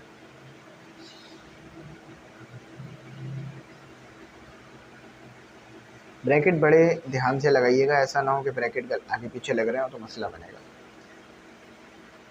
सेक एक्स प्लस टेन एक्स का 5 और प्लस, ये हमारा फाइनल आंसर है। अब फाइनल आंसर को मैच कर लेते हैं, ठीक है, गलत किया। सेक एक्स इस बिल्कुल ठीक है, ln आ रहा है, और sec x plus tan x और प्लस सी। ठीक है, बस फॉर्मूले हैं जो असल बेसिक हैं, अगर फॉर्मूले याद रख लिए तो फिर आई थिंक कोई प्रॉब्लम वाली बात नहीं है। वीडियो को मैं चलने देता हूँ ताकि हमारा काम भी चलता रहे साथ साथ। अच्छा, अब अगला सवाल करते हैं। ये थोड़े से मुश्किल है ट्रिग्नोमेट्री वाले, क्योंकि फार्मूले आपको पता है फिंगर टिप पे होने चाहिए। अगर फिंगर टिप पे नहीं है तो फिर बड़ा टाइम लगेगा। जैसे देखो, मुझे फार्मूला लिखने में टाइम लग रहा है, उसकी वजह ये है कि फार्मूला मेरी भी फिंगर टिप पे नहीं है। तो फार्मूला फिंगर टिप पे होना बहुत ज़्यादा इंपॉर्टेंट है, क्रूशियल पार्ट प्ले करता है। अच्छा, अगला सवाल जो दे दिया है ना उन्होंने, उसमें उन्होंने आपको ट्रिग्नोमेट्री और अलजेब्रा दोनों मिक्स करके दे दिया। तो अलजेब्रा नहीं, एक्सपोनेंट बल्कि। अच्छा, अब एक्सपोनेंट के साथ क्या होता है ये मैं बता देता हूँ। सबसे पहले तो अलग अलग लगा लेना सब पे। ये 5 है, सही, ये ऐसे। अब देखो एक ही जैसा लग रहा होगा ना, मेरा 5 और एस एक जैसा ही लगता है, लेकिन मैं थोड़ा डिफरेंस कर देता हूँ। चलो, अब इसका तो फॉर्मूला लिखने की ज़रूरत नहीं है ना, आपको पता है इसका फॉर्मूला क्या आता है। इसका फॉर्मूला आपके पास माइनस साइन है, इसका आपके पास नहीं, इसका फॉर्मूला साइन है, माइनस साइन है, और इसका फॉर्मूला आपके पास कॉस है। ठीक है, पीछे मैंने लिखे भी थे, आप चाहो तो लिख लेना। इसका फॉर्मूला साइन है, इसका फॉर्मूला माइनस कॉस है। फॉर्मूले बड़े मसला करते हैं भाई ट्रिग्नोमेट्री में। अच्छा देखो, सबसे पहले क्या करो, अलग अलग अप्लाई कर लो। 9 को बाहर ले लो, ई की पावर एक्स माइनस 3 को बाहर रख लो, बल्कि डी एक्स का है, D x minus 3 cos x d x minus 5 sine x d x. चलो, यहाँ तक तो कोई मुश्किल परेशानी घबराने वाली ऐसी कोई बात तो मैं कर भी नहीं रहा। अच्छा, अब देखो इसको डील करना सीखो ज़रा। e की पावर x, इसकी इंटीग्रेशन कैसे होगी। देखो, e की पावर x की इंटीग्रेशन e की पावर x ही होती है। क्यों? क्योंकि देखो यहाँ पर 1 है तो इसके नीचे भी 1 आ गया। सही है, मसला तो नहीं हो रहा ना, सही है। अब फॉर एग्जाम्पल ऐसे होता e की पावर ax और dx, तो ये क्या आ जाता, e की पावर ax और डिनोमिनेटर में a आ जाता। तो जो आपके साथ यहाँ मौजूद होगा x के साथ, उसे आपने डिनोमिनेटर में डालना होगा x के अलावा। ठीक है, तो ये देखो मैंने ऐसे लिख दिया, इसको याद रखना। तो वहाँ पर तो सिर्फ e की पावर x ही है, तो वहाँ क्या इंटीग्रेशन क्या आ जाएगी, e की पावर x ही वापस उतर जाएगी नीचे। अभी ये थोड़ा हार्ड भी होगा आगे ये चीज़, तो मैं और आसानी से समझा दूंगा, अभी तो ये बड़ा आसान है ना। अच्छा, इसकी इंटीग्रेशन क्या हो गई, साइन एक्स, और इसकी इंटीग्रेशन क्या हो गई, minus minus minus plus, direct समझ नहीं आ रहा तो ये ऐसे लिख लो, माइनस कॉस एक्स, तो 9e⁻x minus 3 sine x plus 5 cos x, this is our answer. Check करते हैं कि ठीक है गलत है, क्योंकि हमारा आंसर ठीक नहीं होगा तो फिर फ़ायदा नहीं है। देखो 9e⁻x एज इट इज आ गया, minus 3 sine x plus 5 cos x, और हाँ सी कांस्टेंट का है। पिछली बार तो मैं बोल रहा था एक ही आएगा एक ही आएगा, इस बार तो वो एक भी हटा दिया, तो ऐसा नहीं हो सकता भाई, एक भी तो आएगा ही ना कम से कम। चलो अब इसको रिमूव करते हैं, वीडियो में नहीं रोक रहा थोड़ा सा, फिर ये है कि मैं भी जल्दी जल्दी कर पाऊँगा काम, वीडियो रोक देता हूँ ना तो मैं भी स्लो हो जाता हूँ। अच्छा अब आसान नहीं, आसान अभी तक शुरू नहीं हुआ भाई। अब याद रखना इनके फॉर्मूले लगेंगे दोनों के, मैं लिख दूंगा, टेंशन नहीं लेना। जहाँ भी ट्रिग्नोमेट्री में फॉर्मूला होगा मैं लिख दूंगा, तो आप अपने पास एक फार्मूला शीट अलग बना लेना इसके लिए, इंटीग्रेशन की जितने भी इंपॉर्टेंट फार्मूले सब एक जगह करके लिख लेना ताकि बाद में याद रहे। अब फार्मूला देख लो क्या है, ठीक है। तो फार्मूला देखो, फार्मूला असल में मोस्ट इंपॉर्टेंट है, फार्मूले बहुत ज़्यादा हैं इसमें, और इन्होंने ना शीट बना के दी हुई भी है आपको फार्मूले की, 150 से लेकर 180 तक सारे फार्मूलाज ही लिखे हुए हैं इन्होंने ट्रिग्नोमेट्री में लगने वाले। अच्छा देखो, integration sec square x d x equal to sec square x d x equal to 10x plus c. अच्छा, integration cosec square x d x equal to minus cot x plus c. बस ये दो फॉर्मूले याद रहेंगे, simple है, बस वही वहाँ लग जाएगा, ठीक है। तो इसकी इंटीग्रेशन अलग अलग कर लो ताकि पता चल जाए, कांस्टेंट तो है नहीं इनके साथ। Sec square x d x plus integration cosec square x d x, इसकी इंटीग्रेशन क्या है 10x, इसकी इंटीग्रेशन क्या है माइनस कॉट एक्स, और कांस्टेंट ही रहेगा। तो फाइनल आंसर क्या है 10x minus cot x plus c, cost लिख दिया कॉट को। चलो चेक करते हैं ठीक है गलत है। हाँ तो बिल्कुल ठीक है, 10x minus cot x plus c. अच्छा ये हमारी क्वेश्चन नंबर 1 डन हो गई है। अब क्वेश्चन नंबर 2 करते हैं, वो मैं क्वेश्चन भी लिख देता हूँ फिर आपको समझा देता हूँ, ठीक है। अच्छा तो अब आपके पास जो है वो आपका क्वेश्चन नंबर 2 का पार्ट 1 मौजूद है। कह रहे हैं इवेल्युएट, वही बात है जो पीछे कहा था कि वैल्यूज़ पता करो या सिंप्लीफाई करो। द फॉलोइंग इनडिफाइंड या इनडेफिनेट इंटीग्रल, आपने इस इंटीग्रल को पता करना है या सॉल्व करना है बाय यूजिंग स्टैंडर्ड फार्मूलाज, जो स्टैंडर्ड तरीका है या जो फार्मूलाज है उसको यूज़ करना। अब देखो कुछ दिमाग में क्लिक कर रहा है, कुछ हो रहा है, सॉल्व हो पा रहा है आपसे, मतलब कुछ समझ आ रहा है क्या क्या क्या करना है क्या नहीं करना, क्योंकि अब तक पीछे जितने भी सवाल आपने सॉल्व किए थे किसी पे होल पे पावर नहीं थी, ये वाहिद है जिस पे होल पे पावर है। अब देखो करना क्या है, तेरा बात सुनो। अगर आपके पास कंडीशन लिख लो, कंडीशन क्या है, अगर ये आपने याद रख लिया ना, यकीन मानो दुआएं दोगे, ये बच्चे भूल जाते हैं इसलिए बोल रहा हूँ दुआएं दोगे। अगर आपके पास इंटीग्रल लेना है आपको, फॉर्मूला लिख लो, कंडीशन लिख लो, ठीक है, एफ एक्स पे पावर एन है। अगर जो फंक्शन है, फॉर एग्जांपल ये आपका फंक्शन है, ठीक है, ये किसी चीज़ के बराबर होगा ना, ये एक फंक्शन के बराबर होगा एफ एक्स के। अगर मैं इसको खोल के लिखूँ तो ये ऐसे लिखा जा सकता है ना, 3 स्क्वायर प्लस 9x प्लस 3। तो जो अंदर वाली चीज़ है अगर उसका डेरिवेटिव बाहर मौजूद है, इस तरह से उसका डेरिवेटिव बाहर मौजूद है, तो आप क्या कर सकते हो, तो आप सिंपली अपना जो है वो जो भी आपका फंक्शन है, इसको मैं मज़ीद खोल के एक्सप्लेन करूँगा, टेंशन नहीं लेना, जो भी आपका फंक्शन है उसमें n में +1 कर देना और पावर को डिनोमिनेटर में भी लिख देना। और हाँ एक कंडीशन याद रखना, n जो है वो नेगेटिव नहीं होना चाहिए 1, उसके अलावा कुछ भी हो, -2 -3 या 1 2 3 कुछ भी हो, बस -1 नहीं होना चाहिए, 0 भी चल सकता है। ज़रा बात सुनो, ये जो अगर फंक्शन है, पावर को इग्नोर कर दो, पावर समझ लो भी नहीं है, ये जो आपका फंक्शन है अगर इसका डेरिवेटिव बाहर मौजूद है तो आपने क्या करना होगा, इस 1/2 के साथ प्लस को 1 कर देना है और 1/2 + 1 को डिवाइड में भी लिख देना है। क्लियर बात है? मुश्किल परेशानी कोई गलत बात नहीं करी मैंने, ठीक है। चलो बात सुनो ज़रा दोबारा। देखो आपके पास आपका फंक्शन है, उस पर पावर n है। अगर अंदर जो मौजूद फंक्शन है उसका डेरिवेटिव बाहर लिखा हुआ है, याद रखना अंदर जो मौजूद फंक्शन है उसका डेरिवेटिव बाहर है, तो आप क्या कर सकते हो, n के साथ को +1 कर सकते हो और n+1 को डिवाइड कर सकते हो। बात क्लियर हो गई? आओ ज़रा चेक करते हैं क्या ऐसा हो रहा है या नहीं। क्या होगा फंक्शन का डेरिवेटिव, 6x 2 में से 1 हो जाएगा कम +9, यानी जो फंक्शन था उसका डेरिवेटिव एज इट इज़ बाहर लिखा हुआ है। तो अब आप क्या कर सकते हो, और ये बार बार करने की ज़रूरत नहीं है, ये तो मैंने समझाने के लिए लिखा है। आप अब इतने सेल्फ सफिशिएंट हो गए हो कि डेरिवेटिव ले सकते हो। तो ये सोल्यूशन यहाँ से शुरू हो चुका है, इसको भी लिखना, इन दोनों को भी लिखना। तो फिर आप क्या कर सकते हो, फंक्शन का डेरिवेटिव बाहर मौजूद है तो आप क्या कर सकते हो कि 3x² + 9x + 3, इसके साथ 1/2 के साथ +1 कर सकते हो और 1/2 + 1 को नीचे डिवाइड कर सकते हो। कर सकता हूँ या नहीं कर सकता? मैं कर सकता हूँ, ठीक है। तो 3x² + 9x + 3, तो 2/3 डिनोमिनेटर में 2/3 रेसिप्रोकल हो जाएगा 2/3, तो 3/2। 1 मिनट रुको ज़रा, ये गलत है, ये गलत लिखी है हमने। देखो एलसीएम लेने के बाद 3/2 आएगा ना, 2/3 थोड़ी ना आएगा, 3/2, 3/2। तो रेसिप्रोकल होने के बाद क्या हो जाएगा 2/3, ठीक है।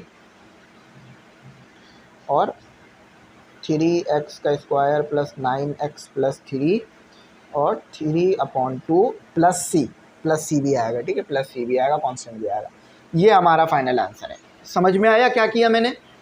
जो फंक्शन था उसका डेरिवेटिव बाहर मौजूद था, पावर को इग्नोर कर देना डेरिवेटिव देखते वक्त। अगर ऐसा है तो फिर 1 को प्लस कर दो और जो पावर है उसको डिवाइड कर दो, मतलब पावर को डिवाइड में भी लिख दो। चेक करते हैं ठीक निकला। तो 2/3 3x² + 9x + 3 3/2 + c, बिल्कुल ठीक है।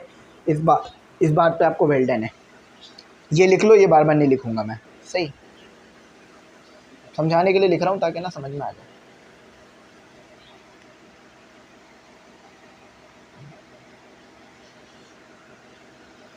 अच्छा अब अगला करते हैं। पेन का है ये रहा। देखो अगला क्या होगा, इंटीग्रेशन ax² + 2bx + c। बात सही करी मैंने? जी सही करी। ax + b और dx। अच्छा कंफ्यूज नहीं होना, कंडीशन क्या है, कंडीशन लिखाओ पहले, कंडीशन लिखवाओ, ताकि कंडीशन याद हो गई ना आप स्टूडेंट्स को, यकीन मानो फिर तो मेरा काम ही ख़त्म हो जाएगा। फिर तो आप बोलोगे सर बस आपकी वीडियो इतनी काफ़ी थी हमारे लिए यहाँ तक, अब हम खुद कर लेंगे सारा काम, अब बहुत है। देखो यही है ना बात यही थी ना कि पावर n है। देखो ये चीज़ है, ठीक है, पावर क्या है, पावर 1/2 है ना। अगर इसका डेरिवेटिव बाहर मौजूद है और dx भी है तो फिर क्या करोगे, फंक्शन पे जो आपके पास मौजूद है n, उसके साथ 1 को ऐड कर दोगे, उसको वहाँ डिवाइड कर दो। फिर से कंडीशन लिख दी, समझ आई कंडीशन? ज़रा आप इसको थोड़ा सा सिंप्लीफाई कर लो अगर थोड़ा मुश्किल हो रही है तो। ax² + 2bx + c कांस्टेंट है याद रखना, और a और b भी कांस्टेंट है। a = b = c जो है वो कांस्टेंट 1/2 ax + b। आओ चेक करते हैं इसका डेरिवेटिव क्या है। इसका डेरिवेटिव होता है 2ax + 2b, ये तो 0 हो जाएगा। अब मसला क्या है, ax मौजूद है, b भी मौजूद है, मगर 2 गायब है। तो सिंपल है, मल्टीप्लाई और डिवाइड 2, यहाँ लिख लो 2ax। डेरिवेटिव क्या आ रहा है फंक्शन का, n ≠ -1 होना चाहिए। अच्छा डेरिवेटिव क्या आ रहा है फंक्शन का, फंक्शन का जो आपने डेरिवेटिव लिया तो वो आ रहा है आपके पास 2ax + 2b, है ना, यही आ रहा है ना। गायब क्या है, 2 गायब है, तो मल्टीप्लाई और डिवाइड कर दो 2, मल्टीप्लाई एंड डिवाइड 2, तो 1/2 ये डिवाइड में आ गया। इधर नहीं करना, इसमें नहीं करना, इसमें मल्टीप्लाई करना है। 1/2, तो ये क्या हो गया आपके पास, 2 मल्टीप्लाई होगा तो 2ax प्लस 2b। अब हो गया, अब काम हो गया हमारा, फंक्शन का डेरिवेटिव बाहर आ गया। अब आप ये रूल लगा सकते हो। जी सर बिल्कुल लगा सकते हैं, अकॉर्डिंग टू कंडीशन लिख लो यहाँ, जैसे डायरेक्ट सॉल्व कर लो। तो आपके पास क्या आ जाएगा, ax² plus 2bx plus c 1/2 plus 1 divided by 1/2 plus 1। चलो अब जल्दी से मुझे आंसर्स बता दो, डायरेक्ट कर देंगे। देखो ये कितना हो जाएगा, 3/2, तो रेसिप्रोकल हो गए 2/3, ax² plus bx plus c 3/2, ये आंसर है, और प्लस c आखिर में भी लिख लोगे तो सी कोई मसला नहीं है भाई, सी तो मुश्किल नहीं करेगा आपको। सही, अब ये सी इसके साथ सॉल्व नहीं कर देना, क्योंकि वो तो उसमें पावर मौजूद है। चलो इसको चेक कर लेते हैं, काम ठीक किया गलत किया। अच्छा वो कह रहे हैं 1/3, देखो 1/3 तो नहीं आ रहा ना, 2/3 आ रहा है ना। पावर भी तो देखो ना, पावर भी तो 3/2 है ना, तो 2/3 है, 3/2 नहीं आएगा। मैं एक बार वेरीफाई कर लेता हूँ ताकि कोई गड़बड़ ना चली जाए मुझसे भी आगे।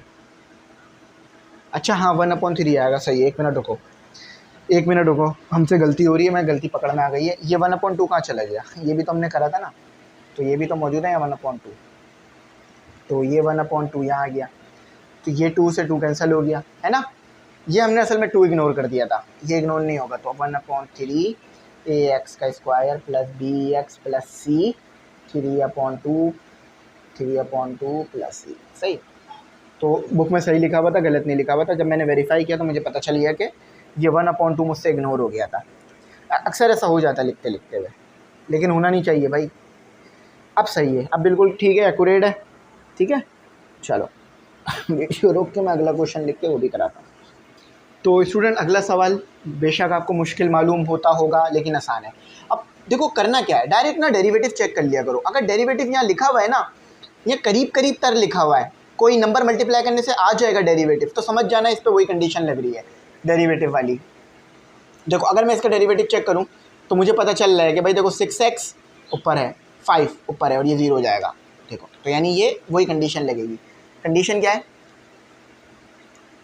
कि जो भी फंक्शन है, अब आप बोलोगे सर फंक्शन नेगेटिव में आ रहा है, तो देखो मैंने बताया था कि n की वैल्यू सिर्फ -1 नहीं आनी चाहिए, -2 -3 -1.2 कुछ भी आ सकती है, सिर्फ -1 नहीं आनी चाहिए, वरना वो नेगेटिव इन्फिनिटी हो जाएगा। तो क्या कंडीशन बताई थी मैंने, इंटीग्रेशन f(n) अगर बाहर मौजूद है डेरिवेटिव तो ये बराबर होगा f(n+1) डिवाइडेड बाय n+1।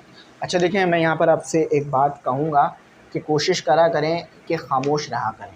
खामोश रहने का मैं क्यों कह रहा हूँ, जो लोग खामोश रहते हैं ना, यानी बहुत ज़्यादा बोलते नहीं हैं, बहुत ज़्यादा बहस नहीं करते हैं, बहुत ज़्यादा जो है वो अपनी ज़ुबान को कंट्रोल रखते हैं, तो इससे क्या होता है, एक तो वो लोगों की दिल आज़ारी नहीं करते हैं, ठीक है। आप ज़्यादा बोलेंगे तो ऐसा हो सकता है कोई गलत अल्फाज मुँह से निकल जाए, किसी को बुरा लग जाए, तो ज़रूरत के वक्त बोलें, ज़्यादा हंसी मजाक ना करें, ठीक है, और ज़्यादा गलत अल्फाजों का इस्तेमाल ना करें, कम बोलें। और जो कम बोलता है ना, वो जो है ना क्या करता है, उसको लोग क्या समझते हैं कि ये अक्लमंद है, इसको आता है। जो ज़्यादा बोलता है ना, पता चल जाता है कि इसको नहीं आता। फॉर एग्जांपल एक स्टूडेंट है, बहुत बोल रहा है, ठीक है, बहुत बार बार सवाल कर रहा है, या बार बार जो है वो गलत गलत जवाब दे रहा है, तो मुझे पता चल जाएगा कि इस बच्चे को नहीं आ रहा।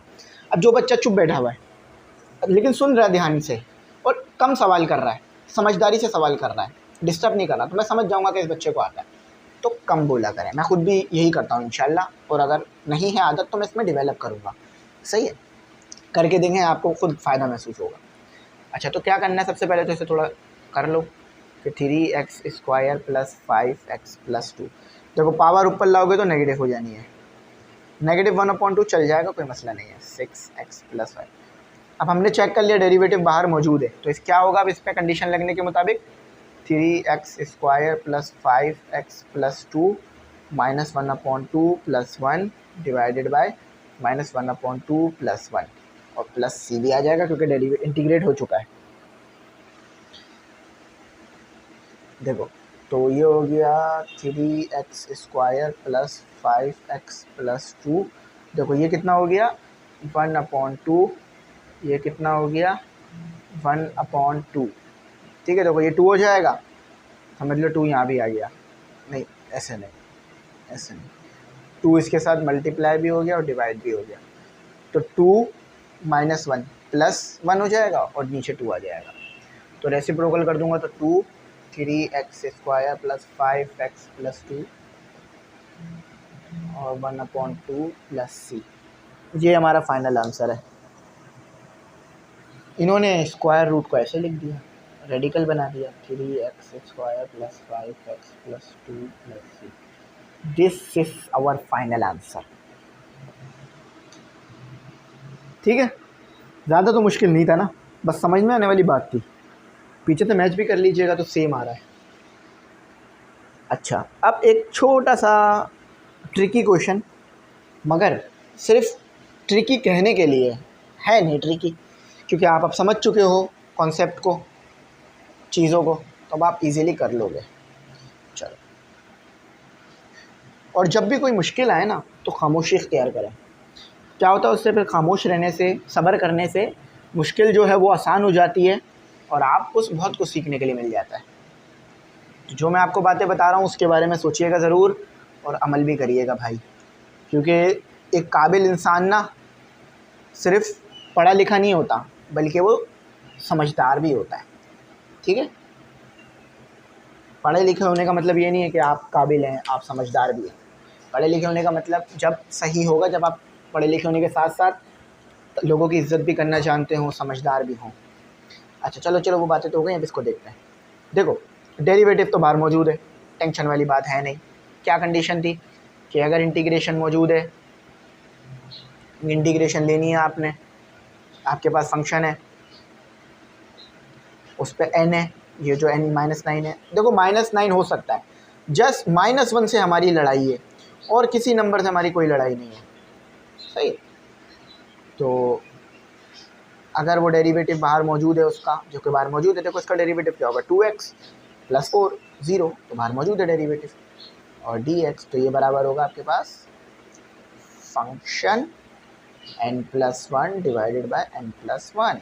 करो ज़रा, तो x² plus 4x plus 3 -9 + 1 divided by -9 + 1, तो क्या हो गया ये आपके पास, ये हो गया 1 सॉरी डायरेक्ट नहीं कर रहा मैं, x² plus 4x plus 3 -8 divide में भी -8, तो ये क्या हो जाएगा, माइनस इधर आ जाएगा।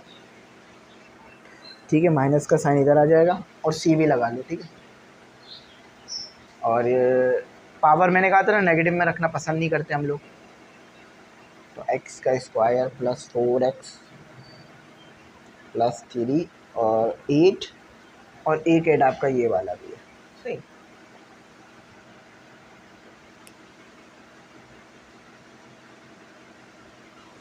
अब चेक करते हैं सही करा है गलत करा है।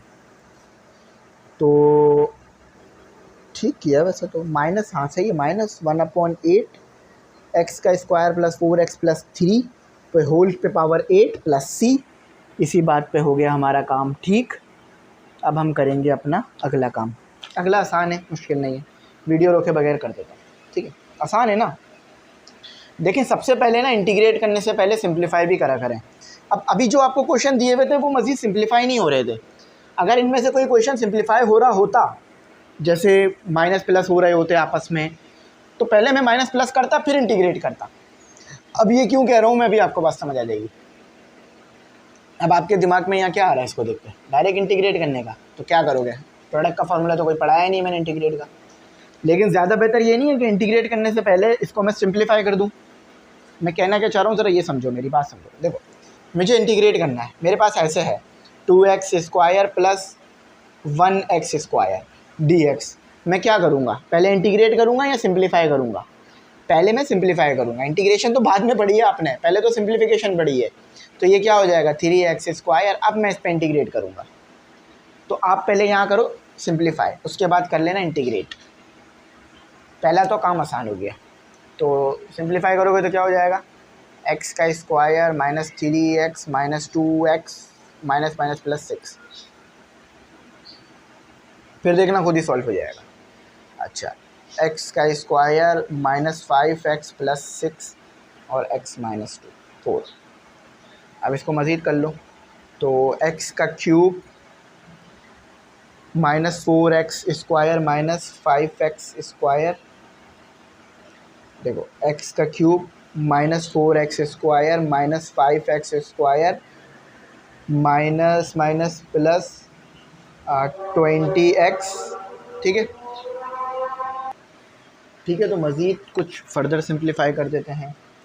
तो कहाँ थे हम, यहाँ थे ना, माइनस माइनस प्लस कर लिया हमने, दोबारा से कर लेते। तो ये क्यूब हो गया, ये आपके पास माइनस 4x स्क्वायर हो गया, ये माइनस 5x स्क्वायर हो गया, ये minus 20x minus minus plus 20x हो गया, प्लस 6x हो गया, माइनस प्लस माइनस ये हो गया आपके पास 24, अगर मैं गलत नहीं हूँ तो। सही, चलो अब जो है बस आगे थोड़ा सा सिंप्लीफाई कर लेंगे तो हमारा काम हो जाएगा।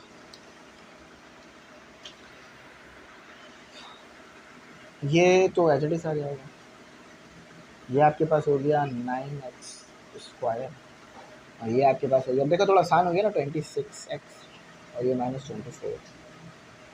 अब अलग अलग इंटीग्रेशन लगाने की ज़रूरत तो नहीं, हमें पता है क्या इंटीग्रेशन होनी है। तो ये x की पावर 4 और ये 4 आ गया, ये 9 x की पावर क्यूब, क्योंकि एक ऐड होता है और वही डिवाइड भी हो जाता है तो 3 आ जाएगा, 26x का स्क्वायर और ये स्क्वायर आ गया, 24x आ गया और प्लस c आ गया। अब वैसे तो ये आ गया है, लेकिन थोड़ा सा इसको सिंप्लीफाई कर दोगे तो और अच्छी बात हो जाएगी। ठीक है, तो 1/4 को ऐसे लिख दो, x की power 4 minus 3x cube plus 26 है ना, 26 डिवाइडेड बाई 2 तो ये 13 आ जाएगा, 13x square minus 24 plus 24x plus c।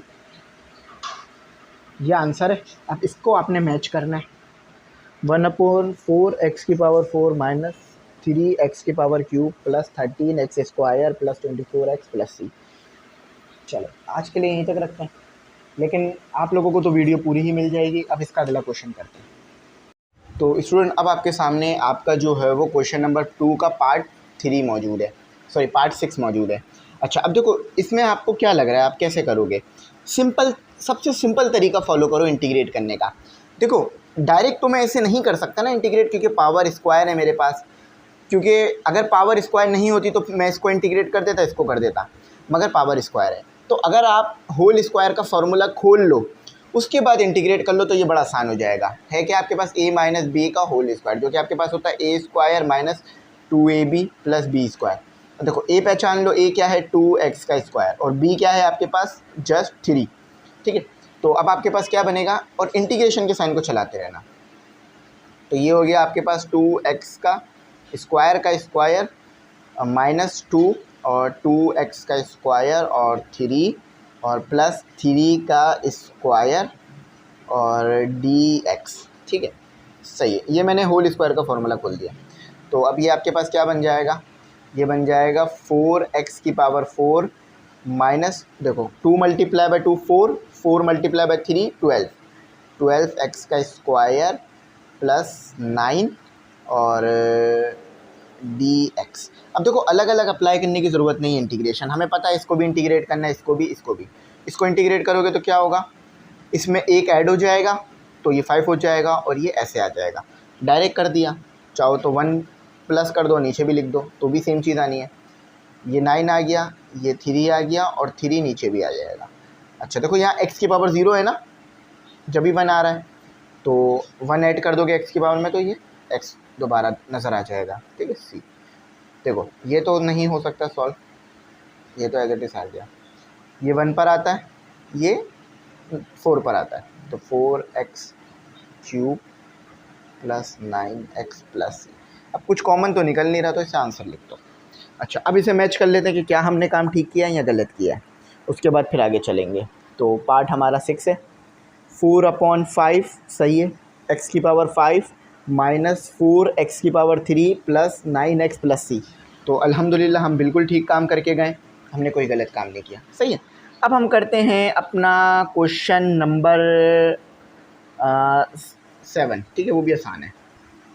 अच्छा, अब देखो यहाँ पर हमने कंडीशन देखनी है कि अगर इस चीज़ का डेरिवेटिव इसके साथ लिखा हुआ है तो हम क्या करेंगे, जस्ट इसके अंदर 1 प्लस कर देंगे और जो पावर आ रही होगी उसे डिवाइड कर देंगे। चलो मैं कंडीशन बताता हूँ। कंडीशन क्या है, कंडीशन सुनो। देखो आपके पास इंटीग्रेशन हो रही है, बिल्कुल हो रही है। अच्छा, इंटीग्रेशन किसकी हो रही है, इस चीज़ की हो रही है। अब ये जो आपके पास मौजूद है, अगर इसका डेरिवेटिव बाहर मौजूद है तो आपने क्या करना है, आपने जस्ट क्या करना है, फंक्शन जो आपको दिया हुआ है उस फंक्शन में आपने 1 को ऐड करना है और उसी को डिवाइड कर देना है। ठीक है, ये चीज़ हम लिखते आ रहे हैं। लेकिन n जो है वो नॉट इक्वल होना चाहिए -1 के। तो देखो यहाँ पर n नॉट इक्वल है -1 के। बेशक ये 1 से छोटा है लेकिन नॉट इक्वल है -1 के। इसमें तो हमारा कोई मतलब लड़ाई वाली बात नहीं है। ठीक है, तो चलो अब आगे चलते हैं और आगे इसे करते हैं। अब सबसे पहले तो ये देखना है कि क्या इस चीज़ का डेरिवेटिव बाहर मौजूद है, ये यहाँ मौजूद है। इसका डेरिवेटिव क्या होगा, 3x की पावर 2। सही है, और क्या हो जाएगा -6x। अब देखो बिल्कुल बाहर मौजूद है। कैसे कि अगर मैं इसके साथ 3 मल्टीप्लाई कर दूं और डिवाइड कर दूं, देखो अगर आपके पास ये है 7, अगर मैं चाहूँ 7 के साथ मैं ये कर दूं 3 को मल्टीप्लाई और डिवाइड, तो ये क्या बन जाएगा 21 और 3। लेकिन दोबारा सॉल्व होने के बाद 7 ही तो आएगा ना, है ना। यानी मैं ये काम कर सकता हूँ कि जो चीज़ मैं मल्टीप्लाई करा रहा हूँ वही मैं डिवाइड करा दूँ, तो जिससे मेरी इक्वेशन बैलेंस रहेगी, वो अनबैलेंस नहीं होगी। सही है, तो मुझे क्या करना है, ये बनाना है। मेरे पास ये डेरिवेटिव आना चाहिए। ठीक है, तो ये बनाना बहुत आसान है। अगर मैं मल्टीप्लाई करा दूँ,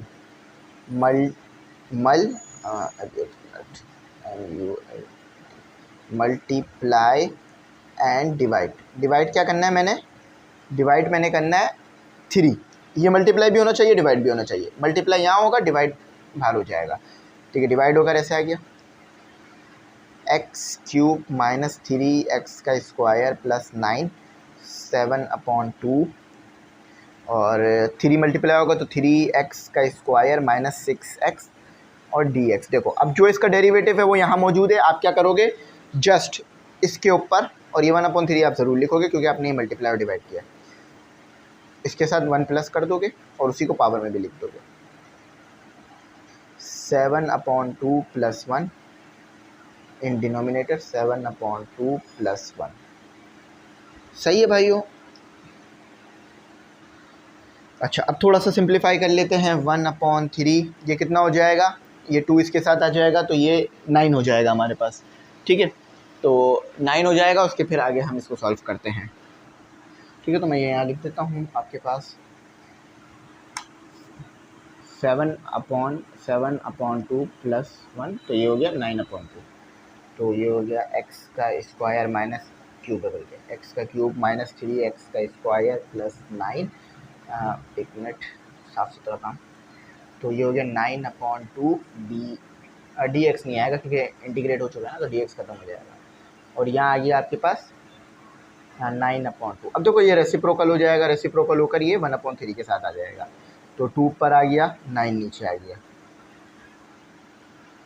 ठीक है, तो ये हो गया x की power cube minus 3x square plus 9 और 9/2। ठीक है, पावर पे 9/2 है, समझ आ रहा है ना। तो देखो ये हो गया 2 और ये हो गया 27। ठीक है, 3 multiply by 9 we all know 27 आता है। तो ये आ गया आपका x का क्यूब माइनस 3x का स्क्वायर प्लस 9। देखने में मुश्किल लगता है लेकिन बड़ा बज़ाहिर आसान होता है। ये आंसर है। ठीक है, अब हम इससे जब मैच कर लेंगे ठीक आ जाएगा तो फिर हम भी ठीक होंगे। तो बिल्कुल सही आ रहा है, 2/27 x³ minus 3x square plus 9 whole पर पावर 9/2। एक गलती हो रही है, कोई मसला नहीं है, इतनी बड़ी गलती नहीं है, चल जाएगा। कि सी भी आएगा। ठीक है, सी भी आएगा। तो वो मैंने आप लोगों को बताया भी था, अगर सी आखिर में भी नहीं रह गया है तो वो आप आखिर में भी लगा सकते हो, लेकिन बज़ाहिर ये गलती है, ठीक है, मैं मानता हूँ ये गलती है। तो सी को साथ साथ लिखना ताकि फिर फाइनल आंसर में ना इग्नोर हो जाए। लेकिन इस बात को याद भी रखना, अगर सी इग्नोर हो जाए तो लिख लेना, क्योंकि आप इनडेफिनेट या इनडिफाइन इंटीग्रल कर रहे हो। जब लिमिट यहाँ पर डिफाइन हो जाएगी ना तो फिर सी नहीं आएगा, उसकी कंडीशन मैं बता दूंगा ऐसा क्यों होगा। सही, चलो अब अगला क्वेश्चन करते हैं। अच्छा, अब देखिए नेक्स्ट क्वेश्चन भी कोई मुश्किल नहीं है, आसान क्वेश्चन है, जस्ट आपने समझना है। देखो यहाँ भी हम क्या करेंगे, फार्मूला यूज़ करेंगे, क्योंकि ये फार्मूले से आसान हो जाएगा। अभी तो बड़ा मुश्किल है ना। अच्छा, दो तरीके हो सकते हैं, एक तो ये कि इसे स्क्वायर के फार्मूले में और क्यूब के फार्मूले में कर लो, यानी पहले तो क्यूब के फार्मूले से कर सकते हो या स्क्वायर के फार्मूले में कन्वर्ट करके भी कर सकते हो। मैं क्यूब में कर देता हूँ ताकि फार्मूला भी तो रिवाइज हो जाए। ठीक है, मैंने फार्मूला निकाल लिया, a माइनस बी का होल क्यूब इक्वल टू, ऐसे भी कर सकते हो, ठीक है, ऐसे भी कर सकते हो। तो स्क्वायर का लगा लेना, फिर जो आए फिर उससे मल्टीप्लाई कर लेना, या डायरेक्ट ऐसे कर लो। दोनों तरीके मैंने आपको बता दिए ताकि आपको जो जैसा बेहतर लगे पेपर में कर लेना। अच्छा, तो ये हो गया a cube minus 3a² b plus 3ab² plus minus b cube. ठीक है। अच्छा, ए आप लोग अच्छी तरीके से जानते हैं, ए आपके पास है x का स्क्वायर और बी आपके पास है द बी इज़ 5। अच्छा, तो बनता क्या है, सिचुएशन क्या बनती है, सिचुएशन बड़ी ज़बरदस्त बनती है कि एक आपकी इंटीग्रेशन आ जाएगी, उसके बाद ब्रैकेट करके आ जाएगी। लिख लिया करें इस तरह से ताकि ना पहचान में रहे कि हाँ क्या चीज़ हमने क्या ली थी। ठीक है, जल्दी जल्दी लिख लेते हैं ताकि टाइम सेव हो जाए।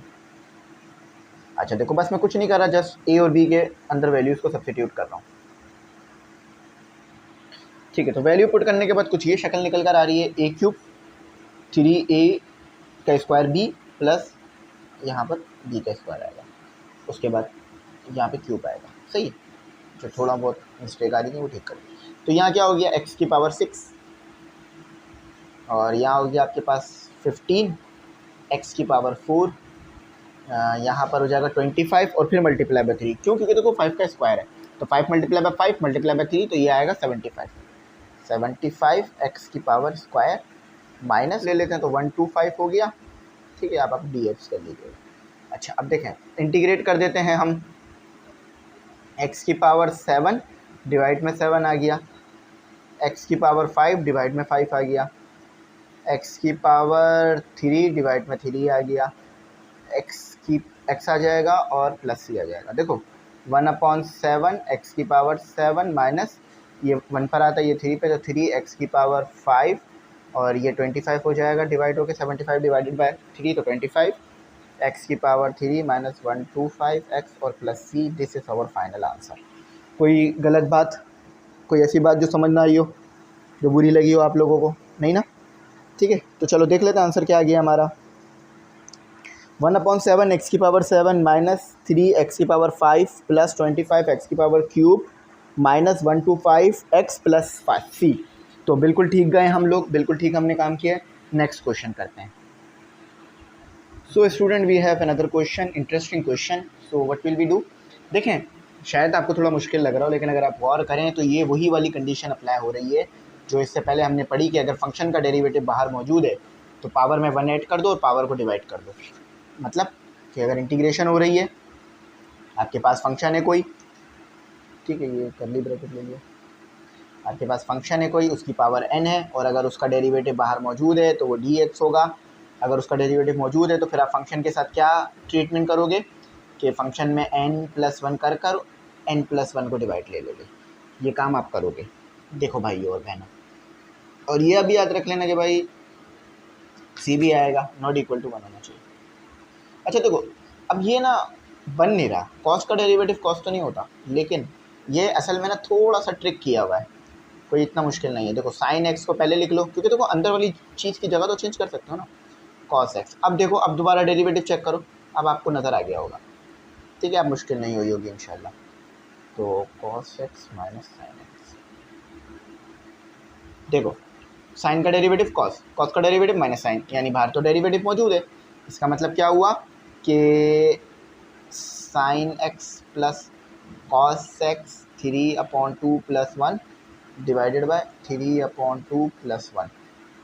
ठीक है, तो ज़रा क्या बनता है, सिचुएशन क्या बनती है, तो sign x plus cos x 3/2 plus 1 तो 5/2 और रेसिप्रोकल कर देता हूँ डायरेक्ट इसको 2/5। देखो क्या किया मैंने, इसको रेसिप्रोकल किया।